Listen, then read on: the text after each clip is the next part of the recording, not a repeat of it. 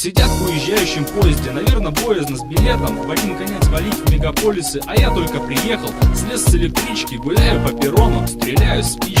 Родные давно говорили, езжай в Киров, а я все упрямился, люблю свое село Дыров. Хотя делать там и нечего, козе понятно, из мест работы пилорама, весьма занятно. Короче, принял я решение уехать в город, и Киров в этом мне подходит, ведь я так молод, полон энергии и сил, и перспективен, коммуникабелен, общителен и позитивен. И с этой мыслью покорю я город на Вятке, найду хорошую работу, чтобы быть в порядке, куплю квартиру в ипотеку, не ради смеха, потом повысят на работе, я добьюсь успеха. Липецкий, Томский, Орли и Вятки, свои законы, свои порядки, полчаса до грядки, и в кредит девятку, ну и чё?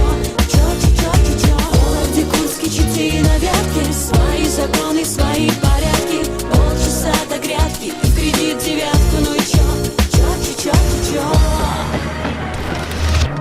Пишу вам письмо, дорогие мама с папой. Прошел уж месяц, как я уехал из пенатов. Живу в Кирове, в вуз не дует, не знаю, хотя село родное.